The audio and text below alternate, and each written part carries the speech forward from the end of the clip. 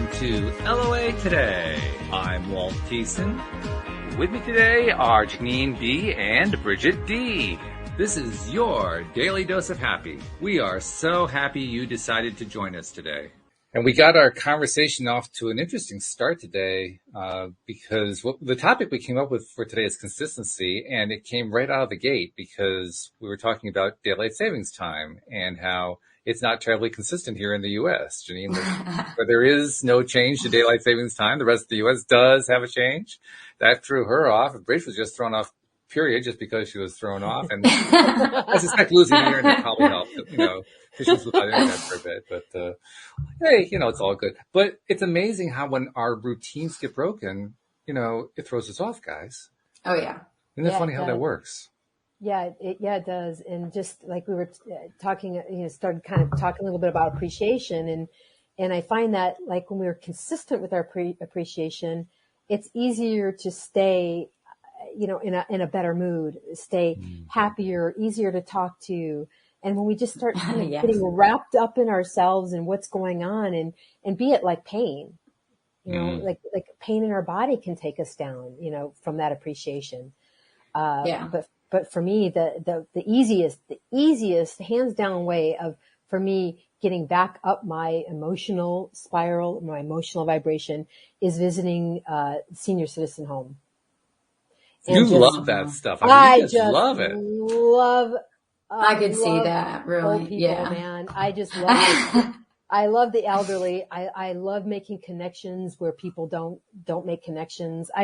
So you can see my appreciation is just like, if I'm having a toothache, if I'm just not feeling, I just go and visit somebody. I just go walk around the hallway. Yeah. I love their stories. Yeah. Thank you. Oh, I had a lot of stories. Yeah. But like you get so many stories from them, I'm sure. It's just like so, I don't know, enlightening sometimes talking to the elderly. I love it. It's not so much stories from them, but it's the stories I witness with them when I'm with them. Okay. Because by the time I'm meeting them, they're done. Like they're like sitting on their suitcases waiting for the proverbial train. Really, seriously, it's kind of like that. But it's the mix of where they're at with their disease, or their aging process, where they're at and their perception of it, and my perception of it with them. So It's like a whole story that we're kind of developing together. So my recommendation for everyone is find something that brings you so much joy and happiness that's always your go-to. Oh my God. Yeah. Yeah. Sorry, I don't want to jump in, but no, please. I was like, Jim Carrey has like this motivational. He has like a few of them, but there's a motivational thing I was listening to on YouTube, and like it's so simple, but like I feel like we get down so like often, So as he said, grief and sadness are the ticket home to nothing, and like we know that and like all that, but like we get down so easily from like just life, and it's like. When you do hear that and like other things, you're just like, it just puts it all back into perspective and you're just like, Yeah, but I would add something to that and say that being down is actually really valuable. Well, yeah, definitely that too. Yeah. And right. And, sure, it doesn't necessarily get us anywhere if we're sad or if we're down or if we're, seeing things that make us kind of sad. But at the same time, we're not going to be sad all the time. I mean, even critically depressed people have good days or good moments or good 5 minutes. I mean, and it's like catching those and that's like with the elderly too. That's what I do is I try to catch those minutes, those seconds that where they're lucid or where they want to talk or in just being, a little bit higher up my vibrational scale or being a little more aware lets me get into those little cracks when I see them. And I started my day off actually sitting a vigil with a woman that I was kind of close to at the facility, and she's actively dying. And then from there, I moved along and reaching out to people. I'm kind of like the Johnny Appleseed of the elder, for the elderly people. But so, I mean, I think Jim Carrey, right? Jim Carrey's got it. There's there's nothing really, there is something for us down there, right? Being a little bit depressed or sad, there is some gift there. There's quite a bit of a gift there, actually. Yeah, yeah. I mean, that's one of the things that David Strickle teaches, right? Right. But I mean, we don't want to be down there, but. No, you don't want to live down there. Yeah, right. I think that's what he was saying, Yeah. you know what I mean? Because he was talking about being depressed, you know what I mean? Oh, Being yeah, like that yeah, all absolutely. the time, you know? So like, Absolutely. I don't know, it just really struck me. I was like, No, that's cool. Thanks for sharing. It's the difference between visiting the Arctic Circle and living in the Arctic Circle. Oh, so good. A quick visit, yeah, 10 minutes, sure, it's okay, but I don't want to have to stay there. right. Right, exactly. Definitely. That's really good. So consistency in our practices, consistency. No, there's a Like big you deal said, right like there. appreciation. If we don't, like it's so easy to get down and sad, you know, but appreciating things definitely gets me back up too. It's 100%. But like you said, the consistency of the practice is huge. Yeah. You have to keep. And when you're trying to develop a new practice and develop a new habit, I should say, Right. regarding that practice, that's when it's the most challenging because there's still the old vibration of the old habit hanging around. It's not like it disappears entirely. Right. And we know how neuroplasticity works within the nervous system. It's not an instant erase and replace. You have to kind of shift it over time, but it will shift. And that's the good news, which gives us the control that we're really looking for. But you have to do it. You have to stick to it. And I can't say I was mindful. That's the wrong word. I was aware of that today. If I was mindful, I wouldn't have been slipping like I had been because I had been doing all my practices every day. But I was aware of the fact that I hadn't been. And I'm currently near the end of the boot camp. Janine, of course, has finished the boot camp. Bridget's closing in on it too. The module that I am just now finishing up is one where you kind of revisit stuff that, what they often call the minor transgressors, not the major three, but other stuff that can come up in your life. And I was revisited by one that haunted me for years. And the good news was that this time around, how do I say it? It just didn't win. I noticed it. Yeah. I paid attention to it. I recognized the pattern. Yeah. And then made some changes as a result of it. And one of the big changes I made was, okay, I need to get out of here. I need to go take my walks. I hadn't taken my daily walk yet. And fortunately, today was gorgeous. Absolutely gorgeous. Okay, what's Always the temperature? When you say gorgeous, I'm just curious. What's the temperature? Oh, like upper 60s, no wind, blue skies. Okay. Oh, God. I mean, just absolutely picture perfect. Really, really, really beautiful out. So. Oh, that sounds really nice. Even here for Phoenix, that sounds like a balmy winter day. In Phoenix, that's exactly what that would be. Yeah. That's a little colder than that, but yeah. In Connecticut, that's more like, September or April, but yeah, I understand what you mean. Got it. But it is a truth that when you have that, it helps you to climb back up. And that's exactly what happened with me today. I found myself saying, okay, I know what works for me when I do these walks. I wasn't feeling depressed, but I was in the lower end of the scale. I knew I needed to climb up. And so I just started focusing on that sky as I'm walking along, and it was pretty hard to miss. It was just sheer blue, not a cloud anywhere. Just gorgeous. So I was just appreciating and loving it. And I could feel my vibe just rising. Yeah. I mean, it was like the cork on the water thing. You could just feel it. Just the whole level was just going right up. I thought, this is really, really something. But that's also when I noticed that, I'd been kind of slipping in terms of doing my daily practice. And I'm wondering if I would not have fallen down maybe even less down that spiral if I'd been keeping the practice up. So I actually came back and made a note in my journal, which in and of itself is a big deal because I used to not journal at all. I didn't like journaling. Ty has helped me to actually become something of a journaler. But I wrote down, okay, here are the 5 things. I actually have 5 things that I've done in the past, but I've never done all 5 of them at once. I got to start doing all 5 of them. Now that I'm in the off season, I can. Couldn't do it during the season, but during the off season, I don't have any excuses left.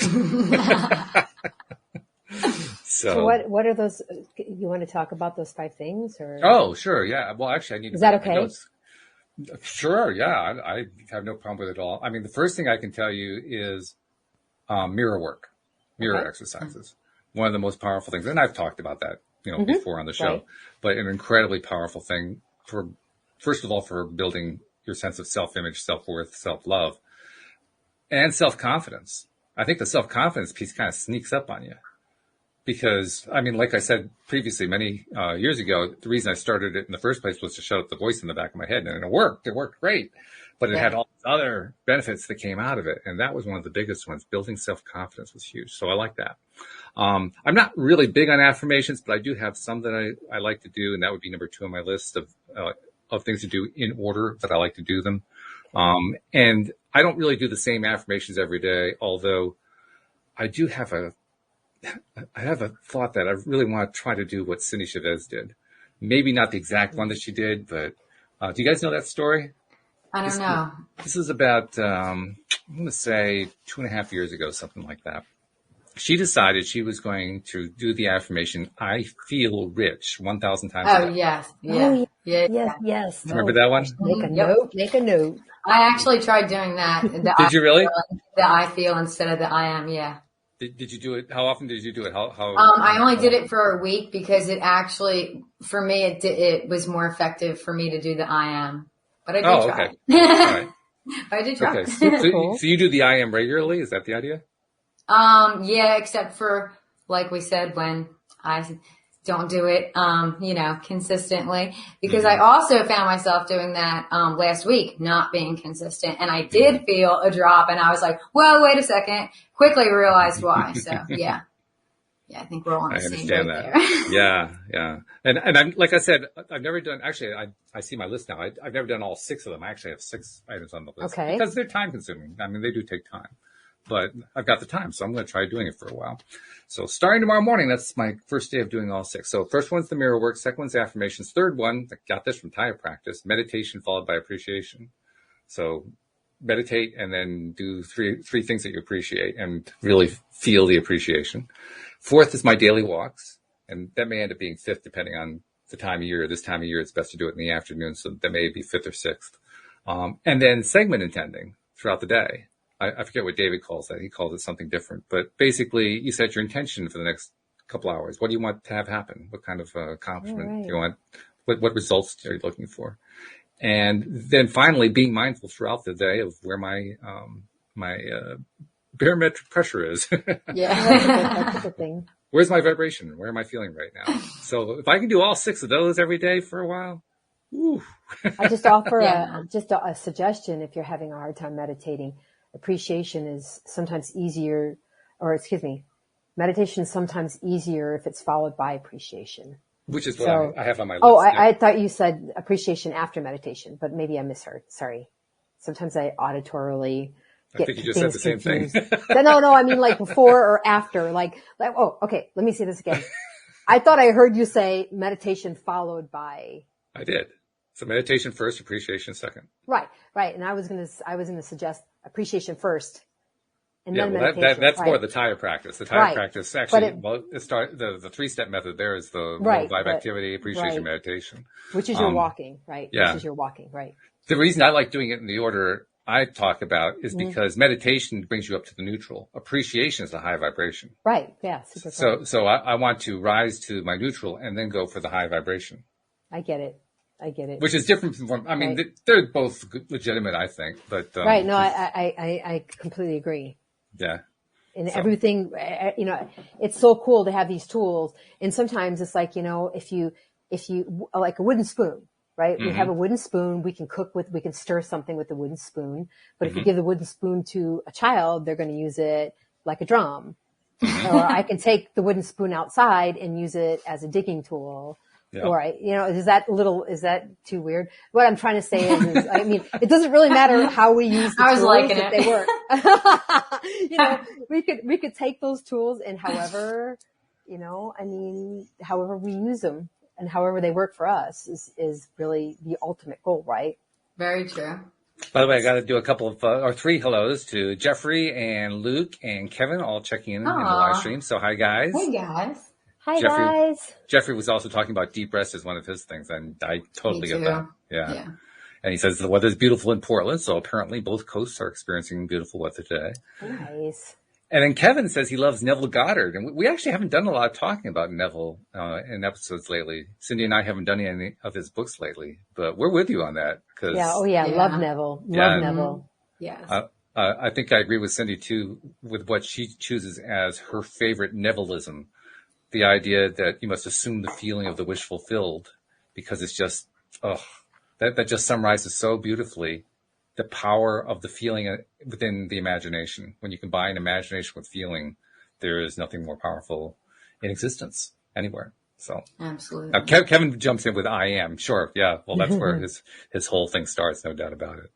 But anyway, thanks for joining us. We appreciate that. Yeah. So, okay, I shared my practices. What do you guys do for your practices? Especially, I'm going to go with Bridge because you said you got to get back on your track. So, what's your track? Well, mine are a lot similar to yours. I have to do my walk every day outside, and I make sure, some of it will be me thinking of things in my head that I just need to sort out or whatever. And the other half is me literally just being grateful for, like you said, the sky, the trees, me walking, my lungs breathing, my legs working, the water I just had, the coffee and breakfast I'm going to go home to, and being intentional in being grateful for and appreciative for everything. Mm-hmm. So, yeah. Let me ask you a question. How much time do you spend on each one of those appreciations? Do you fly through them or do you spend time on each one? On my walk? Well, you just listed a bunch of things that you appreciate. Mm-hmm. So as you're doing those appreciations and things that you appreciate, because I imagine that's part of your practice is appreciating all this stuff. How much time do you spend on that? Do you do it fairly quickly for each one, or do you spend? Yeah. Do you dwell on each one, or? No, I do it pretty quick.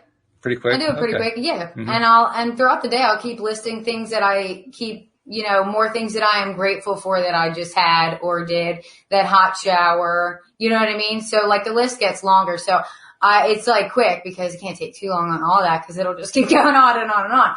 But it does help me throughout the day to keep being appreciative, especially if I do feel my vibe dropping at all, Okay. The only reason I asked that when Kevin mentioned Neville Goddard, I thought to myself, well, assume the feeling, and for him, building the feeling up is the most important part, and that takes a little extra tension. So I was curious to know how much you were building up the feeling. Yeah, well, I do the affirmations like you as well. Mm-hmm. And then what was I gonna say? Oh, and podcasts always help me. And then, like I said, I was listening to Jim Carrey's inspirational, speech or whatever. And I listen to comedians on YouTube sometimes if I need to. It all depends, like, what I really need in that moment, because it's different all the time. Sometimes I just need to dance, it's really different all the time. But my walk that is every day, unless it's like pouring rain out, I'm going. So, yeah. That's one of the things I'm really glad I'm getting back to, because there was a time there during the gardening season I wasn't getting any walks in some weeks, or maybe 1 or 2 days a week, and I felt it. Oh God, I feel it. And to get back to it, doing it every day just feels like a release and a relief more than anything else. Yeah. Not to mention the fact the weather's been gorgeous, but yeah. How's your weather been, Walt? Oh, gorgeous. Absolutely. It really does help. It makes like the biggest difference, I think. I walk out and I'm like, No, I know, because when it's 115 and you don't want to go outside. Yeah. Me and Walt don't experience that. It's really, Phoenix is a different lifestyle, a very different lifestyle, no doubt about it. I love it hot, but 115, that's pretty hot. Yeah, it's pretty nice here now. So it's like 81. Today. Yeah. It's gorgeous. It's just you're coming into the really nice part of the year for being in Phoenix. This is it. This is snowbird nice. season. This is snowbird season. Do you get a lot of snowbirds? Absolutely. Yeah. Absolutely. Like last year was COVID, so we throw that year out as far as like how things usually are, but I think our population, I don't know, I should look it up before I start throwing out percentages. It's too easy to do. But it really, we have some suburbs that like really the majority of the residents come and go, so. Kevin says it's 81 where he is too. Where are you located, Kevin? Oh, wow. Type that into the chat. I'm kind of curious to know where you are. Probably another warm climb. That's interesting. Yeah. Oh. Maricopa. Oh. Hey, Kevin is about 45 minutes away from me. There you go. Oh, that's awesome. I'm in North Phoenix, Kevin. Yeah, so. That's awesome. Yeah, you guys were talking about your practices and honestly, I feel like right before I graduated, I woke up and I'm like, I felt like Taya was sort of somebody threw a blanket on it for me. Like all of a sudden it was just, where is it? Why aren't I, everything that I was immersing myself with for those months was just, and I feel like I basically, after I graduated, I woke up one day and it said, I heard, okay, training wheels off. That's it. Get to work. And it was no longer like, okay, now I'm going to sit and do my, my work. And so I'm really making myself, okay, stay in bed, sit here, feel the covers. Let's appreciate the covers. Let's appreciate this. Let's do this, because I really want to set the intention for a better day. And I know that by what I do before I even get out of bed gets me on that road. And if I just barrel out and barrel into wherever I'm, shower, barrel, don't even think about it. There's no intention. I'm just going from one thing to another. And the days you can go down a lot faster, more reactive to other people's negative moods. And next you know it, I might have a little spiral until I realize, ooh, I gave my power away. So I really try to make but the training wheels, they're off.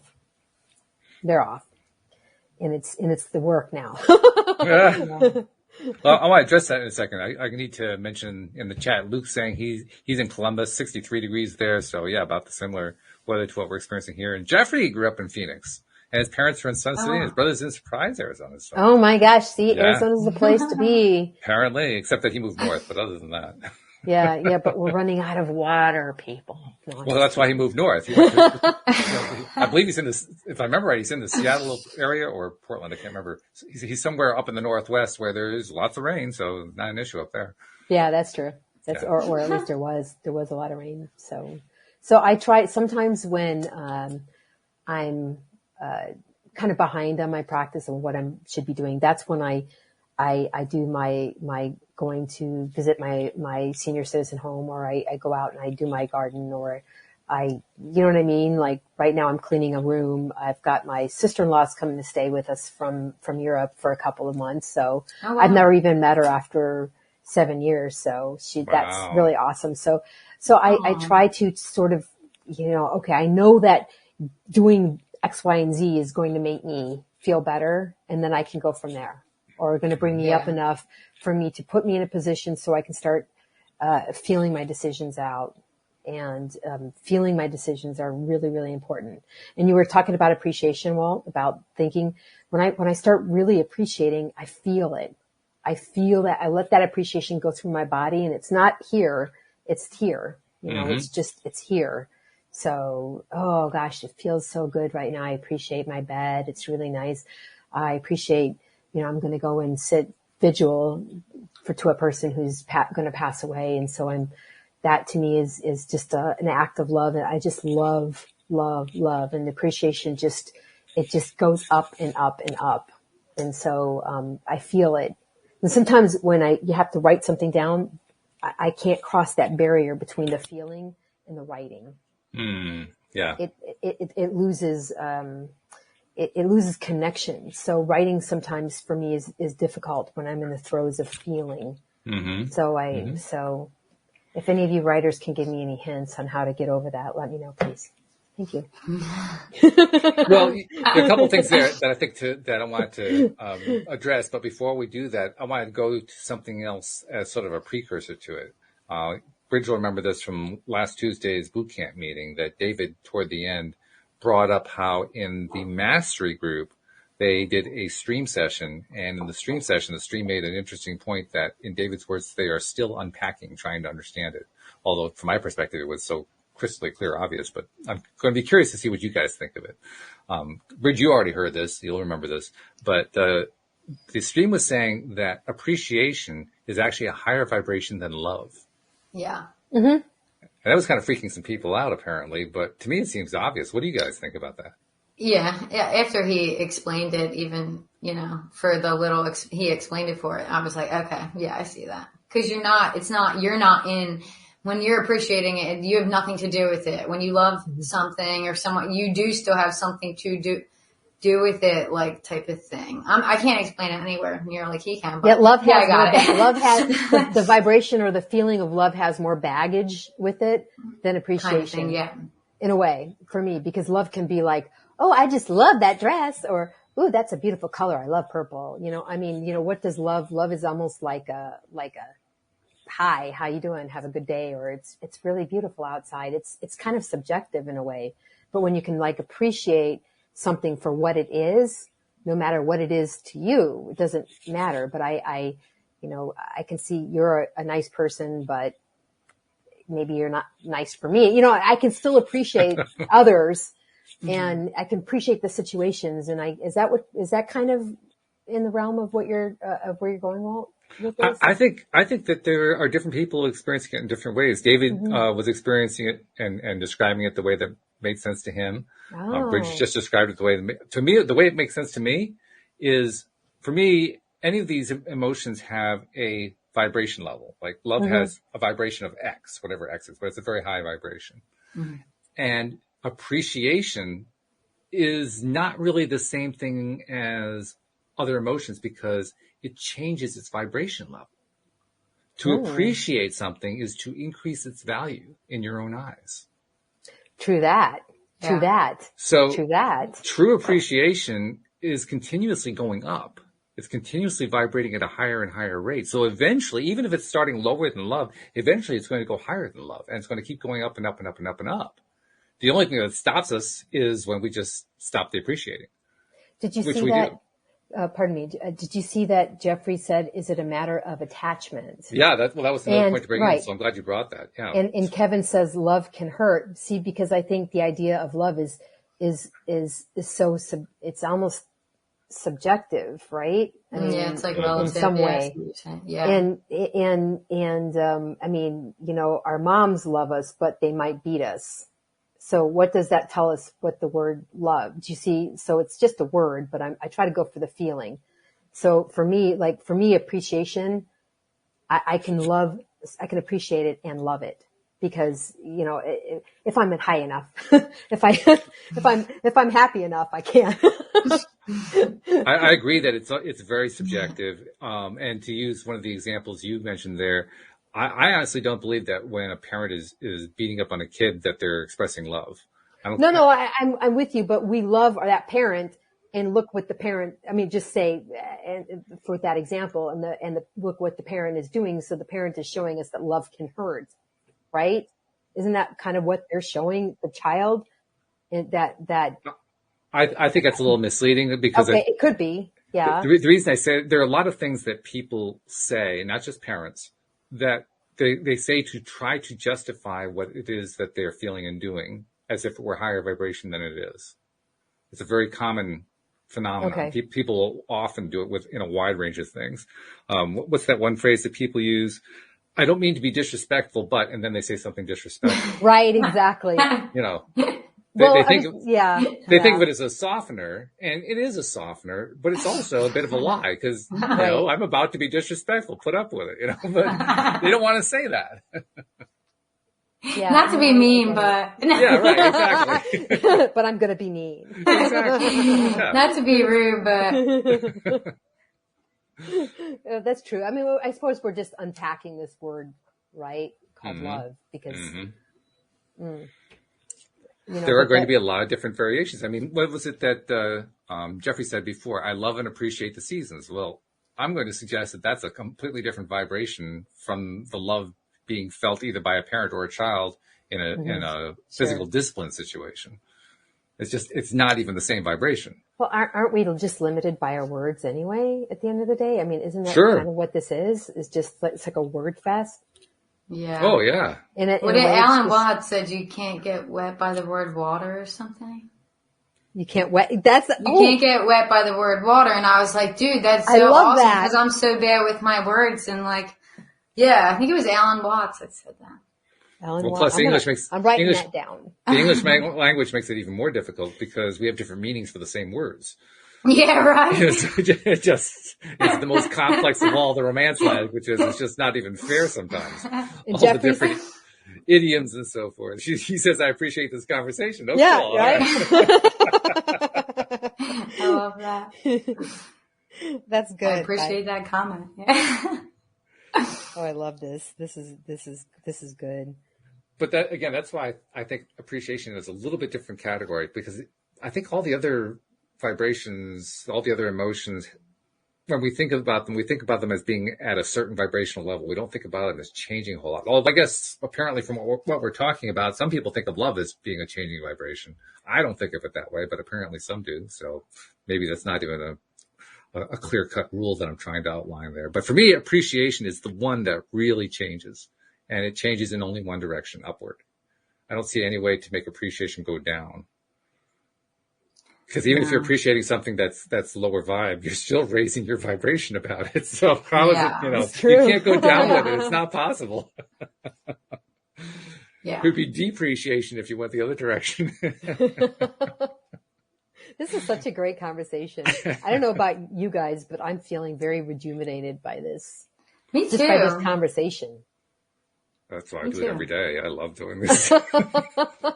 It is a big vibe lifter. I probably should have listed that on my list of things that I do every day, but I just do it every day anyway, so I don't even feel like it needs to be on the list you're anymore. Used to it. Yeah, it's just part of the day but now. Acknowledge it though, because I do. It is important, isn't it? Oof. I mean, it's super important. Just because you do it every day doesn't make it any less. Or at the end of every single show, it's always, wow, that was great. Oh, that felt so good. And it's every time. I can't remember the last time that we finished a show and turned off the camera and said, oh, that was so-so. It just doesn't come up. It never comes out that way. So, yeah, that's awesome. That's one of the beauties of it, when you have that daily experience. And that daily experience leads you to want to appreciate without even having to think about it. I don't have to think about it each day. I mean, you guys have been doing it for a while now. When we're done with the show, do you have to think about it? Really? Well, I appreciate it, during the day, okay, it's coming up or whatever. You know what I mean? Like, I'm going to love that hour. Even if my day started off a little or so-so or what, you know what I mean? It's but I'm going to get that hour, and I always have a good time during that hour. So yeah, I appreciate it before it even comes, you know? For sure, yeah. It's funny how that works, because the more we focus on it, the more we focus on it. Yeah, and Janine, do you do the same thing? Because, we just both wrote in as listeners, you know? So, I just also feel, super, blessed with it as well, just to be on it still. You know what I mean? Yeah, well, the show has done a lot for me. I mean, excuse me, and being on it is even a different vibe. Yeah. As well. But it's interesting because I at first I didn't vibe with every co-host or with every day, but I would just pick it up here and there. And I noticed that my vibe was, well, I wouldn't call it a vibe then, but I noticed that I was just happier and happier by listening to, am I on the right? Oh, did I miss something? Okay. Yeah, for sure. I was but no, I just noticed that my vibe was rising just by listening to your show. And the next thing you know, I'm listening to it every day. Oh, I try to get and it you live. Get little nuggets and stuff of everything. And try to watch it live and try to listen live. And so I just hope we help other people as well. I hope it's not, It can't just be us, right? Well, it's coming through. Hey, even if it is, there's three of us, so we're helping each other, right? It's not, right. It's more. Well, look at the live stream. We got comments there reinforcing it. Jeffrey's saying the show has done a lot for so many. I love it. That's awesome. Kevin's saying, wow, it's been a while. Put LOA to the side for a minute and started to forget to appreciate. Thank you, guys. And, awesome. there's the appreciation you guys are talking about. I want to point out that we're trying to expand the meaning of LOA. LOA stands for Law of Attraction, but I've kind of adopted the new one, Living Our Abundance. Because that's really what we're talking about here, living our abundance, regardless of whether law of attraction itself is part of the conversation. Living the abundance is living where we want to be. And it raises a question for me in my mind. It's a question that doesn't last very long, because I instantly answer it the same way every single time. But it's a question that I kind of wonder why it is other people don't ask it. And that is, what's the point of life if not to feel joy? I agree. I mean, yes, we do come here to experience the polarity. Yes, we do come here to experience the whole range of life. But what's the point of staying here if you're not going to feel joy? Is it really so important to be miserable all the time? Or have to, you know? But at the same time, in some way, I understand where I understand that, but there are people who do. I mean, we all have different paths, right? And no people, doubt. Their lives aren't going to be filled with joy. There's going to be but I get where you're coming from, and I couldn't imagine my life, my existence in this corporal body, this physical body, as without having joy. I couldn't imagine that. But there are other people, and I have met them. I have met them at 93. I've met them at 97. I've met them at 83 who, really can't look back on their lives with joy, with eyes that are appreciate. They're just not in that space, Absolutely. And, I agree with that totally. I'm not saying that people should want to, or that they end up experiencing it in their lives. I'm saying if people were aware of the idea long enough, and I don't think they are. I think that's the point I'm making. Most really aren't aware of it. But if they took the time to be aware of it, is there anyone who would say, I don't want to be here to experience joy? Well, of course. Yeah. And I totally get that. Have you guys seen this show Made? Have you seen that yet? No. Okay. I've seen it on Netflix, I think. I haven't seen it yet, though. I'm not going to give anything away here, but there's a young lady going through a lot of contrast, a lot of issues. And there was, I think I'm about, 5 or 6 shows. It's a very limited series of 5 or 6 shows in.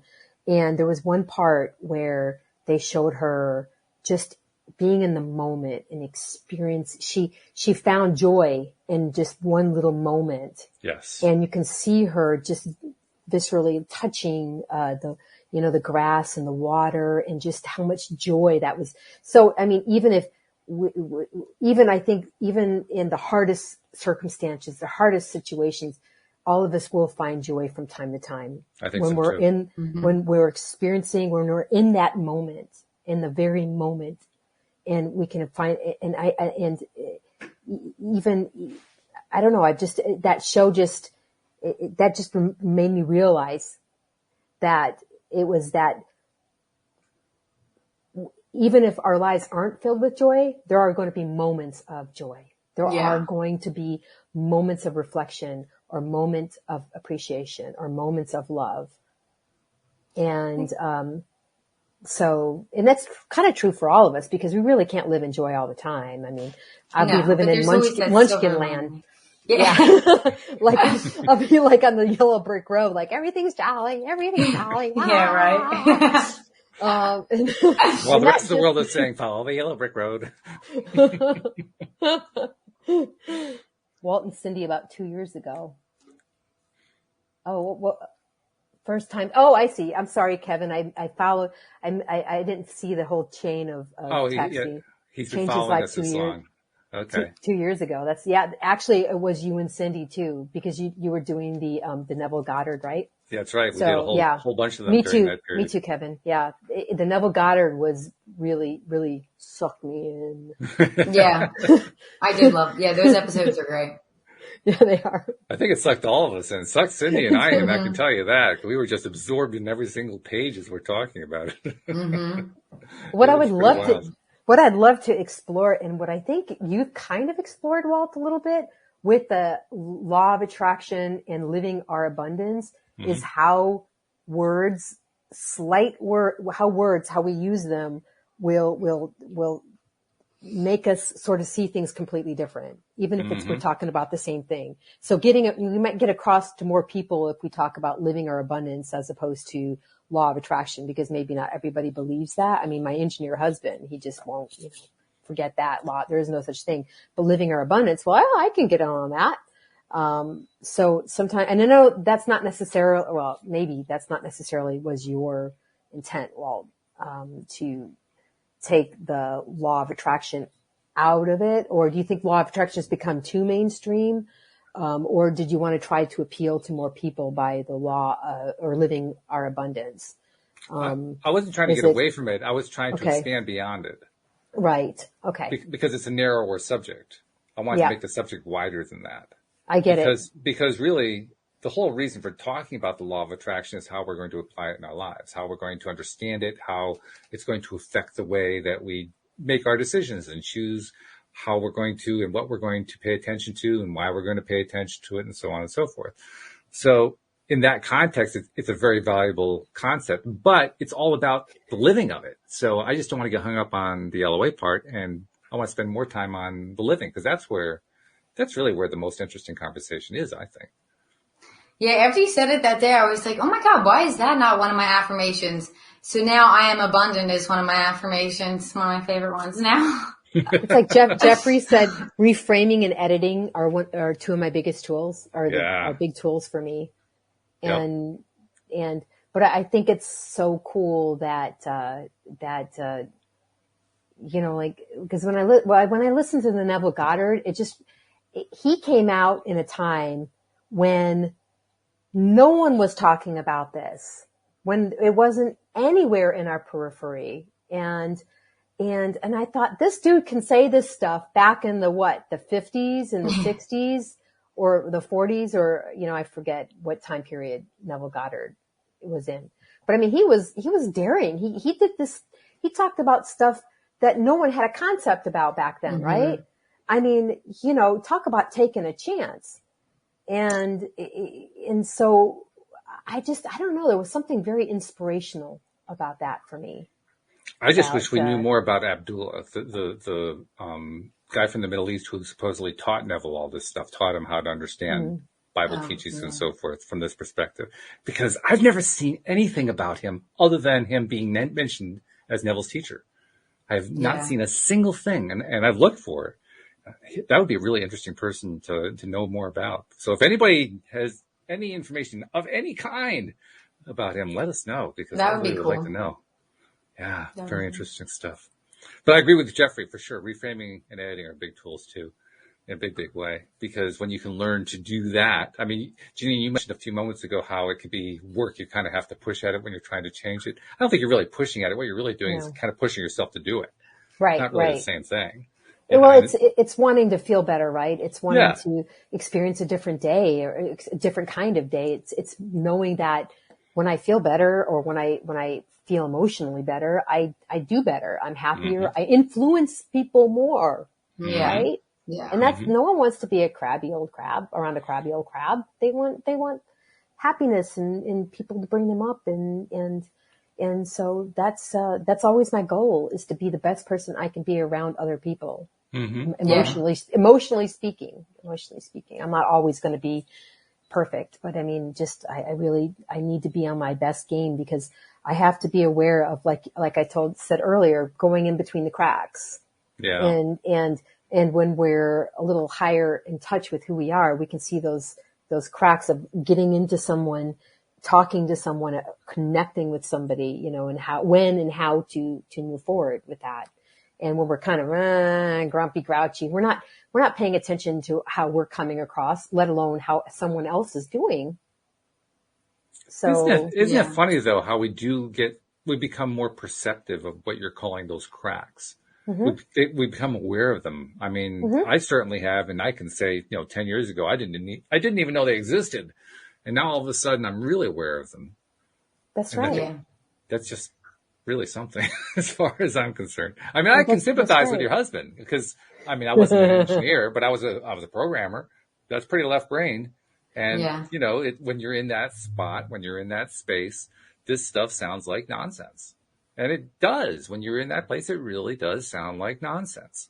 But saying living our attraction to someone who LOA, law of attraction, would sound, it wouldn't sound as much nonsense. Do you see what I mean? So the words are interesting, because it's not like you're trying to hide. It's just that you're trying to expand it. And I think that is a matter of expanding. It's a form of expanding, is to make it more easily, I don't know.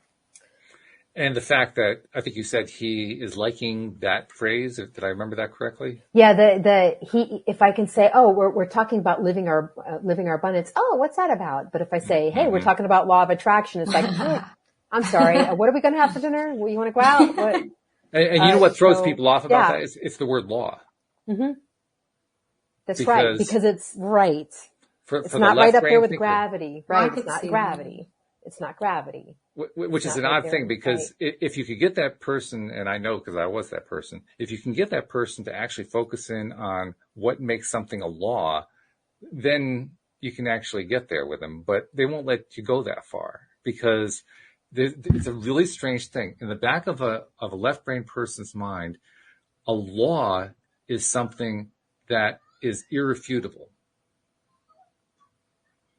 And what's really odd about that is none of the things other than law of attraction so far that I've ever encountered or ever heard about that is immutable. Even the law of gravity is now immutable, which is really an odd thing, you know. And add in the fact that many, many left brain people, I think I was one of these for a while, consider laws to be proven. Now, I say that's an odd thing because actually in science, there's no such thing as proof. But that doesn't stop the left brain person from thinking, oh no, that's a proven fact. Mm-hmm. So it's an interesting place to be in, and it's an interesting place to grow away from. It's quite the journey, I have to say. But the fact that your husband is appreciating the idea of living our abundance, that tells me he's going to get there. It may take him a while, but he's going to get there. Yeah. He may never actively accept the phrase law of attraction, right, but he's going to come close. Oh, excuse me. Sorry. That's all right. And the reason I say that I think he can actually get there is everybody goes through what in the Taya circle we call DTS, going down the spiral, going into the lower vibrations. And it can get to the point in your life where you get stuck there, where you just have a hard time climbing out, and it just seems like your entire life.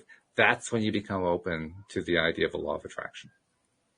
When you're a left brainer, you have to go through that before it finally you finally say, okay, I don't know how to get out of the thing I'm dealing with right now, so I'll consider anything right now. Because you have to break the old mindset. He definitely really will have no problem actually letting me know, hey, honey, I think you're a little DTS today. I know you said that. Yeah. Do you want to go meditate? I think you need to meditate. Do you want to meditate? And at first he was just kind of silly about it. He was just kind of poking fun a little bit, but now he's serious. Have you meditated recently? I think you need to meditate. And but the question that we're really addressing here is not so much what you're feeling, it's what he's feeling. Right. If he's feeling good all the time, well, then good for him. But there's a piece of me that says, really? Are you sure? Because I know what it was like when I was there, and you can convince yourself of all kinds of stuff. The human mind is incredibly powerful. Well, my husband is interesting because if you look at his life, I mean, he was born in a kind of poor in another country, and realized that if he stayed in that country, he wouldn't succeed, and so he really, I mean, his whole life looks like it was like on a water slide, just so he was living his abundance, but he wouldn't call it that.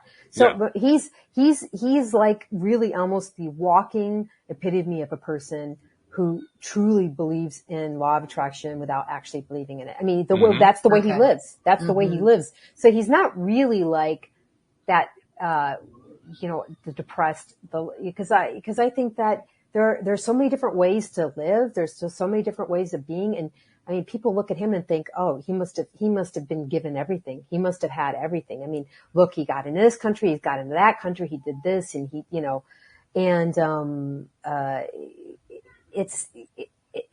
lives his abundance, but he just doesn't label it. He doesn't have, it's not an identity. It's not an entity. It's just who he is. That's who he is. He's always that one that's trusted himself. He's always trusted, but he's not going to call it the higher self. He's not going to trust. I trust, the law of attraction. He just trusts himself. Right. Yeah. He trusts himself, and he trusts his mind.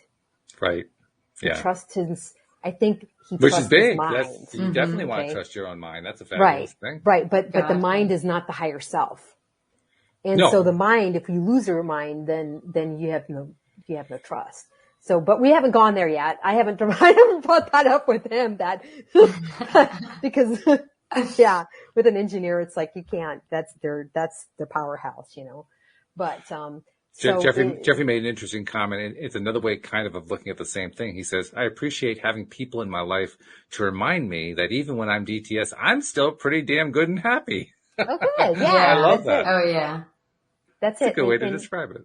And people would say that about me too. Like, oh, I didn't know you were upset. You look, because it's just, I can feel it in here, but I don't always, I'm not, always showing it out here. Yeah. So, I think the real trick with all of this stuff, for me anyway, I shouldn't say this for everybody. For me, the real trick was being consistent with how I was feeling and what I was expressing.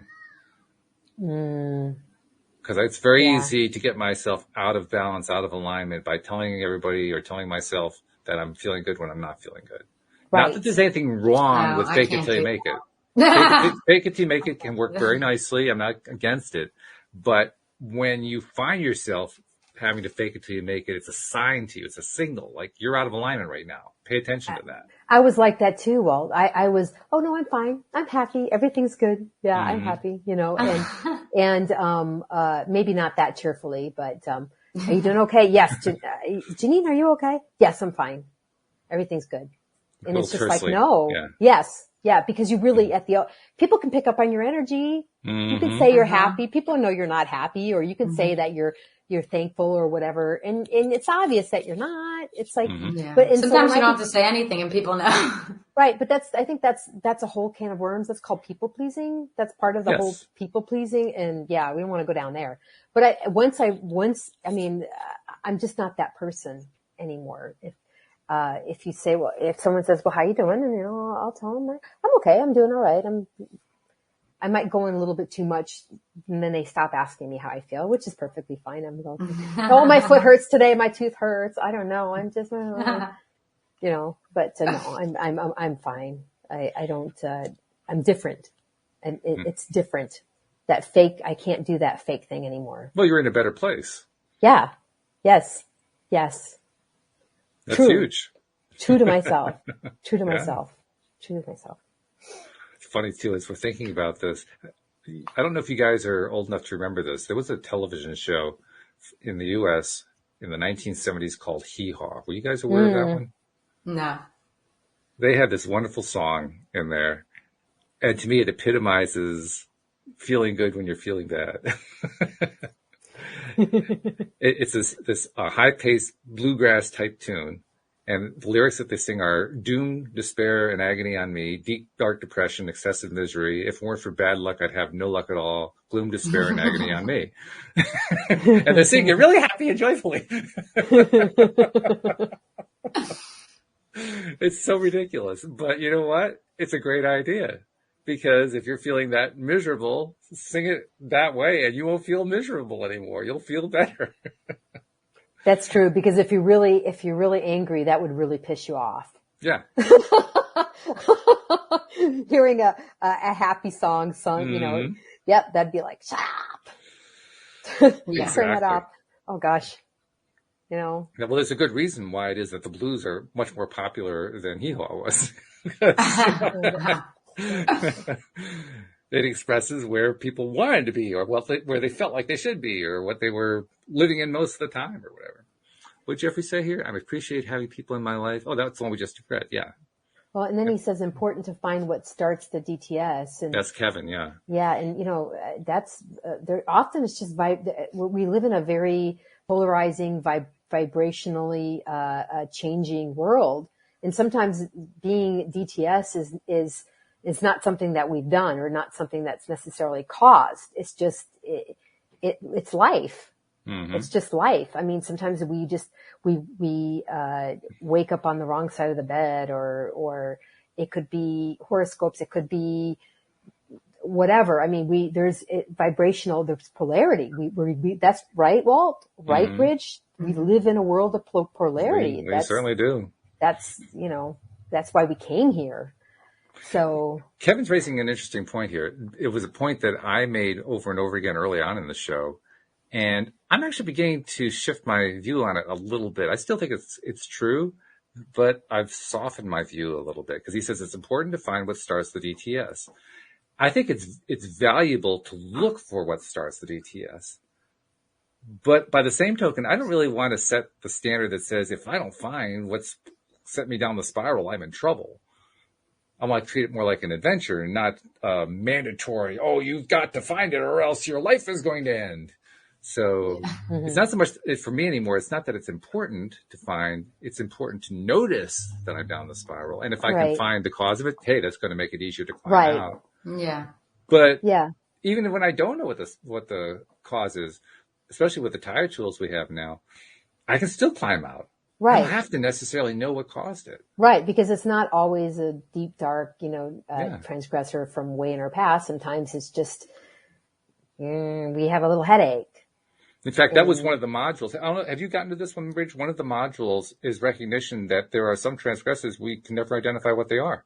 Yeah, that was him. Which is an interesting point. Yeah. And in fact, when I did that module, I recognized that because that had been true for me for quite some time. There was this thing, I didn't know what it was, and it just kept popping up periodically, and I would feel it in my gut. And even after going through the early part of Taya boot camp, I still didn't know what it was. But the funny thing was, just the act of going through the boot camp, it started to dissipate. And it has very much dissipated. I was just taking like an internal temperature right now. I feel like this little tiny twinge in there. That's a bit. Just a little tiny bit. And it used to be something that would be dominant in my feeling. I'd try to pretend it wasn't there. I would try to, minimize it and so forth, but I don't have to minimize it anymore. It's just minimal, which is a big improvement. I think sometimes it just works. It works itself out. And sometimes you're in the right place, right? And it just, I attribute it to all the work that I've done. Right, you got the tools. You got the tools, and it happens.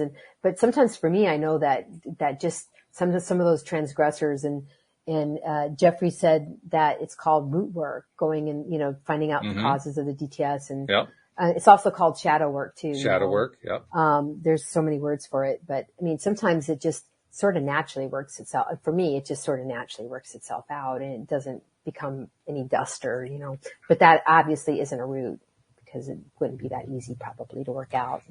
And if there is a root, usually you can identify what it is eventually. Yeah, that's what I was going to say. Sometimes mine's like that, but I can figure out what, So mine will be either or. Sometimes I do think it's just polarity. Other times I do know it's like some vibrational dust I got going on for something. Thanks, Bridge. Yeah, thanks.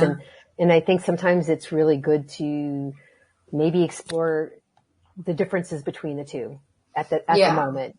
Like, do I just have a toothache, or is it because, Joe said something bad to me, my cousin Joe or something, and why did that affect me so much? So let's go drill down and see why that's affecting me, which is another tool I like to use that we picked up. I'm not sure. Well, maybe you weren't there in one of the Taya boot camp meetings, but it was, he was doing a drill down, and the drill down was what really, really helps me to find out what might be a root cause of one of my DTS moments.